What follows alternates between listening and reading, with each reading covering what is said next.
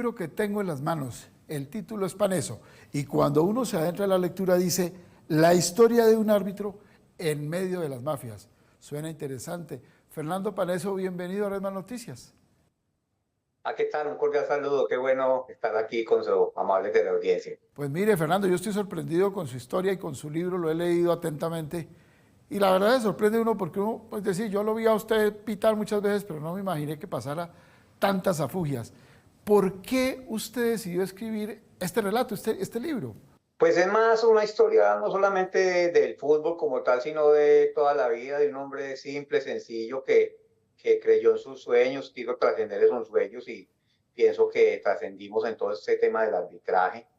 Pienso que esa época que nos tocó a nosotros fue una época de las más complicadas que se ha vivido aquí en Colombia. Esa época del 90 al 2000 fue muy difícil y era una historia que había que contar. Definitivamente era una historia que había que contar, no dejarla callada. Siempre después de tanto tiempo le queda a uno todavía el sinsabor de que se pudo haber hecho más en torno a lo que era la legalidad, la ética, la moral, no solamente del país como tal, sino del mismo fútbol. Y pienso que de alguna manera contribuimos con esa misma ética, con esa misma moral, con esa misma honorabilidad que debemos de tener como árbitros de fútbol que fuimos en esa época tan difícil, esa época del 90 en donde el narcotráfico prácticamente se apoderó de todo lo que era el estamento social del país y el fútbol no fue ajeno a ello. Usted empieza hablando de un intento de soborno que le hicieron en un partido entre Pereira y Nacional. ¿Cómo fue la historia?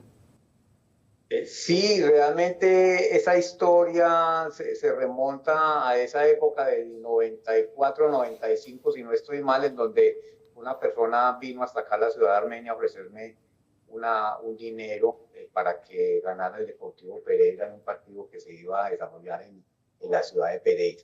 Lamentablemente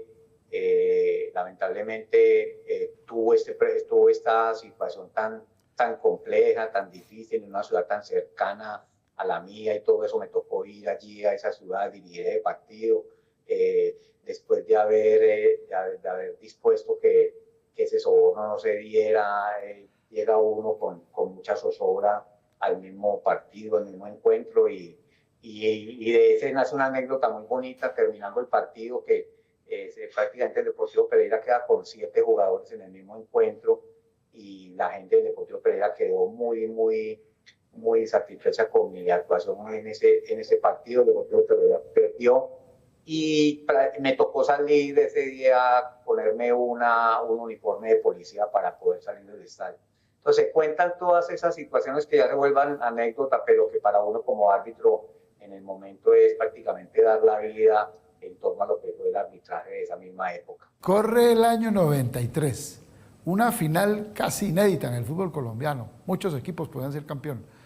Y entonces a usted le ofrecen 30 millones de pesos, que 30 millones de pesos era una cifra considerable en ese tiempo para que favorezca a la América en el partido contra Junior. ¿Cómo es la historia? Sí, realmente a mí se me acerca una persona a la casa, va hasta donde yo vivía en ese momento, viene lo que dicen ellos, pues que es lo que uno tampoco puede corroborar y dejar pues como muy claro, que vienen como emisarios de Club América de Cali. Yo pues ese tema nunca lo manejé de esa manera. Me parecía pues que ese concepto de emisario no era muy el adecuado, y vino a ofrecerme un dinero que yo realmente no recibí. Yo me fui con mucha preocupación a dirigir ese partido, que lo que se comenta en el momento del fútbol es que ha sido la final más importante que se ha vivido en el fútbol colombiano, y realmente el partido salió para la historia. Fue un partido que prácticamente tuvo 3, 4 equipos como campeones en el mismo, y pues yo tuve oportunidad de estar en ese gran partido que se dirigió en la ciudad de Barranquilla, en donde Junior salió campeón, y bueno, con todas las dificultades que el mismo partido trajo, con el mismo senador, el doctor Guachal, trató de ingresar al campo de juego a agredirme. Había mucha gente preocupada por mi misma situación, y realmente es eso, es como dejar esa enseñanza de lo que uno como árbitro debe tener muy claro, y es manejar esos conceptos de bondad, de lealtad, de justicia, de honorabilidad. Y esa es la representación y la reacción que queremos dejar en este texto, pues, que escribimos conjuntamente con el periodista, el gran periodista Felipe Valderrama, y con Felipe manejamos una historia que nos pareció bastante interesante frente a lo que era la versión del árbitro. ¿Qué podía pensar un árbitro en el fútbol profesional colombiano en esa época de los 90? De su libro tengo una cita textual, me va a permitir leerla. Mientras yo sea presidente, usted no volverá a pitar. Eso se lo dijo Juan José Bellini, que era un directivo pues obviamente muy importante del fútbol colombiano, manejaba el fútbol colombiano. ¿Qué originó eso? Sí, esa fue una situación muy compleja en un partido que yo tuve oportunidad de dirigir en la ciudad de Medellín, en donde el presidente me llama a la casa a decirme, digamos, a plantear situaciones con respecto a quién debería ganar ese partido, quién debería de colaborar en la América para que ganara y demás. El partido lo perdió el América. Yo pues no hice caso omiso de la situación que me planteó el señor presidente de la Federación Colombiana de Fútbol en el momento, que era el doctor Juan José Bellini. Realmente, prácticamente, pues entregué mi situación como árbitro en ese momento, porque estaba claro que primero estaba mi honorabilidad, mi ética, mi moral, y eso fue lo que traté de hacer dentro del campo de juego. Eso me trajo bastantes problemas en el país, y en el diálogo que yo tuve con él acá en el Estadio Centenario después de realizar el partido, eso fue lo que él me manifestó.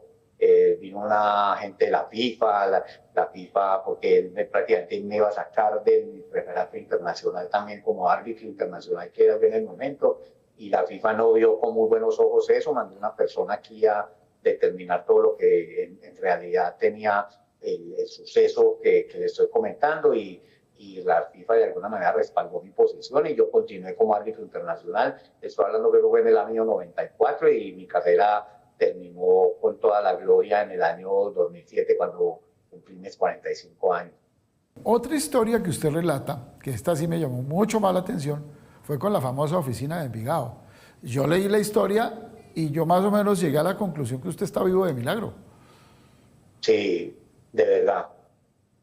De verdad, hasta qué punto la inconsciencia de uno en el momento lo hace mantenerse en unas posiciones, en unas situaciones, en unos papeles que realmente en el momento eran muy difíciles de desarrollar, muy difíciles de intervenir. De verdad que ser árbitro en la época del 90 fue de verdad demasiado complicado.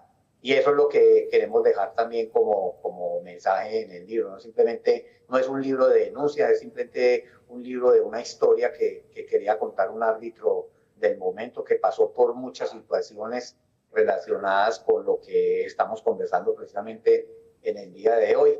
Pero más que dejar una denuncia, es dejar una enseñanza y dejar una gloria enmarcada frente a lo que son los conceptos de valores que tanto hemos perdido en una sociedad tan fallida como la nuestra.